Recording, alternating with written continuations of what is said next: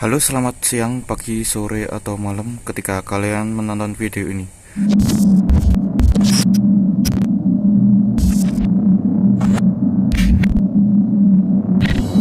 Kembali lagi di channel saya, Frankus Regis ya. Oke, kali ini di depan saya udah ada si monster. Dan gini, seperti judulnya ya, crash yang berujung restorasi. Saya judulin resto mode, restorasi modifikasi. Jadi sambil direstorasi dan dimodifikasi juga. Oke, sebelum kita bahas ke warna, kenapa saya pilih warna ini, saya mau menganalisa kenapa kemarin itu bisa crash dan sebenarnya bisa diminimalisir biar crashnya tidak terlalu parah lagi. Oke, saya mau menganalisa kenapa di motor ini aja sih, nggak mau menyalahkan orang lain, tapi menganalisa di motor ini faktor ke-safetyan motor ini. Seharusnya kemarin bisa lebih, mungkin bisa malah selamat, motornya selamat, saya juga selamat loh, nggak ada rusak parahnya gitu. Jadi kita ini di video ini mau menganalisa kenapa sih kemarin harus saya buang banting ke kanan, motornya nggak benar-benar bisa berhenti. Jadi kita cek faktor ke-safetyan dari motor ini.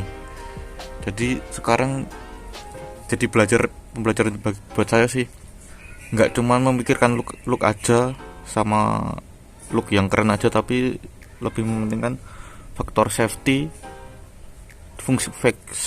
fungsional, baru look gitu loh. 3 faktor itu sekarang yang saya fokuskan di motor ini untuk modifikasi ke depannya.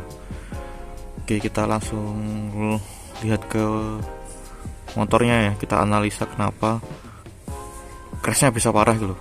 Kenapa nggak bisa selamat motornya gitu. Seharusnya menurut saya bisa selamat.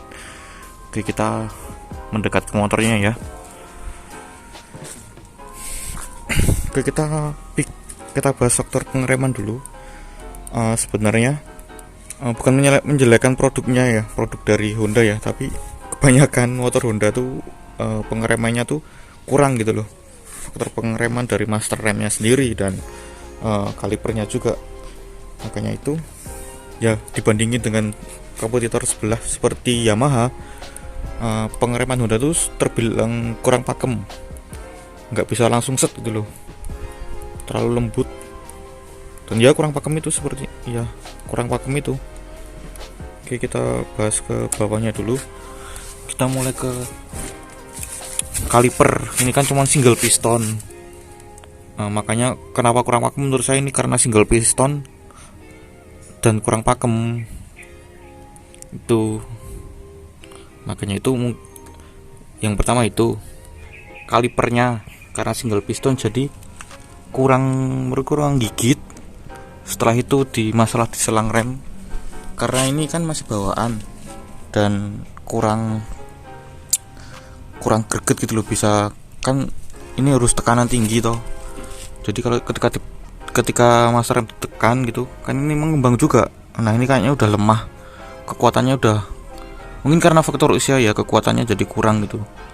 Itu selang remnya. Terus kalau master rem ya mungkin ya emang kayak gini bawaan Honda dari dulu, dari motor baru ini emang pengeremannya kurang pakem. Jadi seperti itu, kurang pakem. Nah, oke, kedepannya mungkin saya mau perbaiki pengereman ini, sektor pengereman ini mulai dari master rem. Mungkin saya mau ganti ke aftermarket seperti mungkin Nissin atau Nissin Samurai Break apa Racing Boy ya. Pokoknya kedepannya nggak tahu kapan kesampaian, tapi kedepannya mau saya ganti master remnya. Terus kalau selang rem mau pakai yang racingan gitulah, tapi ya mungkin pakai TDR-an yang 100 ribuan itu. Selang rem mau tak ganti depan dan belakang juga. Terus kaliper, kalau kaliper mau tak ganti pakai yang lebih, mau pakai yang dual piston, yang pasti bukan punyanya Honda, tapi mau pakai punyanya Yamaha.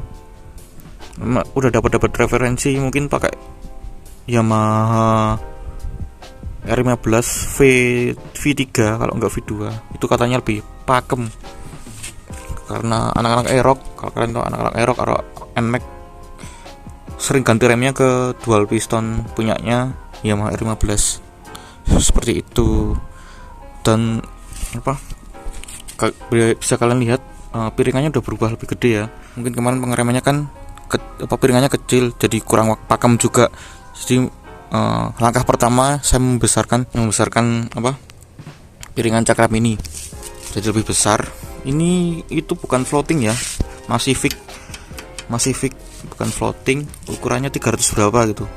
Saya milih ini karena bentuknya sih menurut saya masuk banget, suka bentuknya. Itu mereknya lupa apa. Oke, itu di sektor pengereman ya. Terus mungkin karena kesalahan saya juga nggak memikirkan sektor pengeremannya juga kan dari kemarin karena motor ini tenaganya udah lumayan gede. Remnya mungkin belum bisa mengimbangi dengan tenaga yang besar itu. Jadi mungkin fokus saya mungkin selanjutnya buat pengereman, karena pengereman itu penting. Kan udah terjadi itu juga kan ke diri saya, gara-gara nggak mikirin pengereman fatal gitu loh hasilnya. Mungkin kemarin bisa berhenti gitu, bisa maksudnya nggak banting ke kanan gitu ya. Belajar dari kesalahan itu sih, mungkin saya mau perbaikan di sektor pengereman. Karena benar-benar pengereman itu yang utama, keselamatan gitu loh buat motor, buat pengendaranya juga sendiri gitu. Oke, itu. Terus yang kedua adalah kemarin ketika saya mau menghindari mobil itu, saya udah hard brake banget kan. Sebenarnya udah hard brake tapi kayak bannya tuh ternyata nggak gigit, ban belakangnya tuh ternyata nggak gigit. Kenapa? Karena lihat nih, yang napak kan cuma segini, nggak gigit ini tuh, udah nggak gigit ke aspal gitu kan. Ya inilah jeleknya ban dual purpose, nggak bisa rata gitu. Yaitu pas tak hard brake ngusut, ibaratnya ngesot gitu loh, ngesot ya udah dibanting itu ya. Mungkin saya nggak memikirkan faktor ini juga, membahayakan diri saya sendiri. Jadi itu kesalahan saya, makanya itu saya udah beli ban baru. Nih bannya ukurannya sama banget, anjir, berat banget. Ban ukuran sama, lebih tebal. Ini baru tapi second ya, 130/80 juga ukurannya. 130/80 gitu. Ini bekas tapi baru, karena itu masih kembangannya. Jadi cuma berapa kali dipakai. Saya ini dapatnya dari, kalau kalian tahu kakaknya sujud Vanes, kakaknya ini yang jual kakaknya. Namanya Fajar Hidayat. Kalau kalian tahu, anak-anak super apa sih tahu deh, Fajar Hidayat. Itu saya beli ke dia karena dia beli ban ini tuh kebesaran katanya, buat motornya kayaknya nggak cukup. Terus tak paksa beli karena aku ya butuh banget ban ini buat gantiin ini sih, buat gantiin ban yang lama. Makanya tak beli, akhirnya dilepas sama dia. Kemarin dapat berapa ya, 300 kalau nggak salah, lupa aku 300 atau berapa gitu, tak bayarin tuh. Oke, mungkin faktornya itu ya, sama besok mau ganti selang rem yang belakang ini ke depannya. Oke, jadi itu analisa penyebab saya crash. Saya nggak mau menyalahkan pihak yang lain, sama mengkoreksi kesalahan saya juga, melihat dari sisi saya sendiri. Kesalahannya tuh saya di mana juga kan, mungkin saya juga yang salah karena nggak mementingkan faktor keamanan motor ini, jadi bisa terjadi crash. Oke, makanya itu saya mau upgrade pengereman gitu, karena tenaga yang besar harus diimbangi dengan pengereman yang cukup baik juga gitu loh. Seperti itu. Tapi nggak tahu kapan, ya pelan-pelan lah, karena ya kali ini kan lagi musim corona kan Pak, jadi perekonomian sedang terjun bebas gitu loh. Ya pelan-pelan lah benerin motor ini. Ini udah habis banyak, lumayan habis banyak karena perbaikan ini, restorasi modifikasi pelan-pelan ini.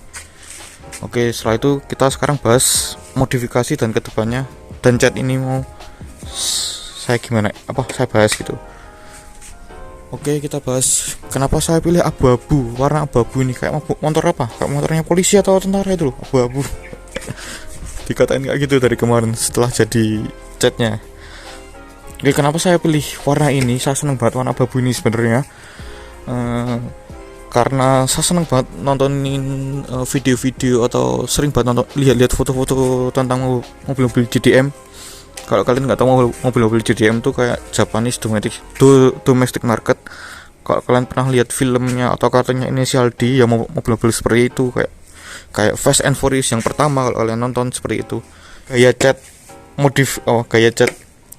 mobil-mobil JDM tuh kebanyakan sekarang pakainya abu-abu gitu loh. Tak lihat tuh manis banget abu-abunya. Seneng loh saya liatnya warna abu-abu gitu di mobil. Oh ya, mungkin besok kalau punya mobil mungkin tak warnanya abu-abu gitu. Oke, mungkin kedepannya kalau bahan catnya saya nggak tahu ya, kurang tahu bahan catnya apa. Saya tanya ke tukang catnya belum dibalas juga, tapi ya udahlah. Itu kalau tentang cat itu ya. Kenapa saya pilih warna abu-abu? Saya terinspirasi dari mobil-mobil JDM, modifikasinya dan kiblatnya. Kiblat warnanya baru ngetrennya seperti abu-abu ini. Jadi terinspirasi dari itu gitu. Dan kedepannya mungkin mau polosan dulu. Kalau cutting udah saya siapin, desain udah jadi. Pasti itu banyak desain sih saya sebenarnya. Jadi untuk kedepannya itu banyak desain yang mau tak terapin, tapi entarlah mau menikmati warna abu-abu ini yang abu-abu glossy ini. Mantap banget sih. Kalau kemarin saya requestnya abu-abu, namanya abu-abu Audi kalau nggak salah. Audi grey deh kalau nggak salah. Itu terus kita bahas apa lagi, body yang saya beli itu apa aja. Kalau body yang ini, yang abu-abu ini saya repaint aja, tapi kalau yang ini kemarin ini hancur, ini tak beliin baru semua, baru dan original ini. Dan sampai sini juga tak beliin baru, tapi ini belum presisi ya karena masih ada, belum ketemu karena kemarin buru-buru banget yang masangnya gitu. Jadi nanti habis video ini mungkin saya benerin dulu, presiin dulu. Ini baru, terus ini juga di bagian depan juga baru, saya beliin baru semua. Cuman ada yang kurang karena ini, kalau kalian tahu bodi ini kan kurang di sini, di dalam ini kan juga kurang. Jadi saya kemarin tuh ya ibaratnya udah motornya udah lama banget, jadi rasanya pengen banget pakai motor ini. Jadi nggak jadi mau tak ambil dulu gitu loh motornya kemarin. Ya wis, pokoknya bodi yang udah jadi tak pasang dulu aja. Nanti ini nunggu, sama yang ini kurang, nggak tahu ketelingsut atau di tukang catnya kemana nanti, tapi mau dicariin dulu yang di bodi sini loh itu. Jadi motor ini belum 100% sehat, belum 100% jadi dari after crash kemarin, baru 70%-nya lah gitu. Ya itulah bodi.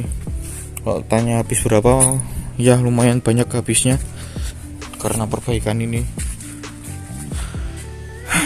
Tabungannya entek bos. Gondandani motor ini. Ya wis gak apa-apa lah, yang penting motornya sehat lagi, bisa jalan-jalan pakai motor ini lagi gitu loh. Pelan-pelan lah kita. Yang musibah nggak ada yang pernah kita tahu, mungkin dari kesalahan, bukan saya nggak mau nyalahkan orang lain, mungkin kesalahan dari saya sendiri juga gitu. Oke, seperti itu. Dan selanjutnya lampu-lampunya ya, emang saya brodolin ini karena mau tak pasang dulu mika barunya. Ini udah tak beliin baru, ini kan, nih yang pecah kemarin udah tak beliin baru. Terus ini juga yang pecah, reflektor yang pecah udah tak beliin baru juga, tinggal dipasang. Tapi mau saya retrofit ulang karena apa? Sebentar, karena saya udah membelikan lampu baru cuy. Nih, Daymaker. Ini untuk next video ya. kita mau pasang nge-retrofit ulang lagi ini reflektor ini, buat ganti daymaker. Kenapa ganti daymaker sih? Kenapa ganti daymaker? Karena ya, jujur saya udah masangin lampu projilet ini di banyak motor, dan masalahnya pasti keawetannya. Projilet yang sekarang tuh kualitasnya jelek banget. Ini kayak kualitas yang baru-baru ya, masih bagus. Ini hampir 2 tahun saya pakai dan aman-aman aja. Tapi sekarang yang baru-baru itu seminggu dipakai putus, 1 bulan dipakai putus. Jadi saya mau pernah beliin satu, tapi takut putus lagi karena kualitasnya nggak kayak dulu. Kualitas yang dilihat di dalam ini loh, nggak kayak dulu lagi kualitasnya. Sekarang nggak awet gitu. Harganya lebih murah emang sekarang, tapi nggak awet itu. Makanya ini mau saya ganti pakai ini aja lah, daymaker ini. Sebenarnya daymaker buat di luar ya, buat outdoor, tapi mau saya masukin di dalam. Bisa nggak sih? Ya kalau dipaksa pasti bisa gitu. Banyak cara sih yang pasti bisa. Dan saya udah ngitung-ngitung, ukur-ukur pasti bisa. Ya nunggu aja next konten saya mau pasang ini di sini. Ditunggu aja kontennya. Habis video ini upload ya, kita mau perbaikan kelistrikan. Oke, itu kalau sektor lampu-lampu. Jadi itu ya keras yang berujung restorasi, modifikasi.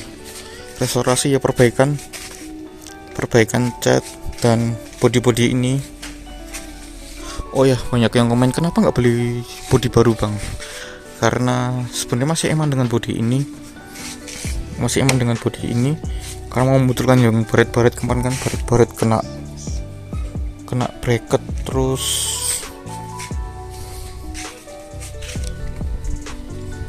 baret-baret kena tubular juga. Tapi masih dari hasil pengecatan kemarin masih ada yang sedikit kurang sih. Ini loh, ini kan kena tubular, kurang nggak ditempul ini kemarin. Wah, cuman ini aja. Sama ya udah, ini kalau kemarin dulu ini pernah patah, kemarin nggak diberikan sekalian, mungkin nggak sempet juga tukang catnya. Ya nggak apa-apa lah, itu besok bisa diberikan tempul dan dispet ulang lagi, bisa lah, itu gampang, minor. Habis ini motornya mau tak cuci ya, kotor banget nih di bengkel WD Motor Garage. Udah 3 bulan titip motor di sana. Oh ya, terima kasih banget buat WD Motor Garage, selalu gimana ya, ngebantuin menerima motor ini, titip motor di sana, ngasih saran ke tukang cat di mana gitu kan. Makasih banget, bengkel andalan lah pokoknya gitu. Jadi motor ini bisa kembali normal lagi. Kemarin kan di bengkel pras juga disaranin di WD Motor Garage, terus di catnya di WD Motor Garage ya, mereka channelnya banyak, jadi enak lah gitu. Tinggal titip motor di sana, mau dicat ya tinggal diantar ke tukang catnya. Sok bengkok habis selaka itu ada tukang press juga, ada kenalan tukang press juga, bisa disaranin di sana juga. Jadi cukup ngebantu sih, jadi nggak usah wira-wiri kemarin itu. Oke, seperti itu ya. Tunggu aja next ke depannya mau tak apain lagi motornya. Tapi ya itu kembali lagi mau upgrade pengereman atau benerin modifikasi lainnya. Nunggu perekonomian membaik, karena bener-bener kacau sekali sih gara-gara covid ini. Ya nggak cuma saya juga, mungkin kalian yang nonton ini juga merasakan. Nggak apa-apa, sabar aja, pasti ada jalan keluarnya gitu kan, pasti ada jalannya lah. Setiap kita mau usaha ya enggak. Oke, mungkin segini dulu ya guys videonya. Next video adalah mau retrofit lampu dan ganti mika ini. Oke, jadi segini dulu. Kenapa saya ngecat ini abu-abu, kenapa nggak beli baru? Karena yang masih sayang dengan body ini dan bisa dibetulin bodinya, meskipun tidak tetap kembali 100% gitu. Itu kalau beli baru juga jatuhnya lebih mahal dan warnanya tidak sesuai dengan SNK yang ada tuh. Redinya cuman hitam, dan di SNK ini adalah hitam silver. Abu-abu itu masih tetap silver sih menurut saya. Nanti tinggal dikasih cutting hitam aja, gampang lah itu, minor. Oke, segini dulu ya guys, sampai jumpa di video selanjutnya. Kalau kalian suka dengan video ini jangan lupa di like, komen, dan di subscribe channel YouTube saya, support terus buat channel YouTube saya berkembang. Terima kasih juga udah nyentuh di 100.000 1000 subscriber. Terima kasih banget kalau kalian yang senang banget nonton video saya.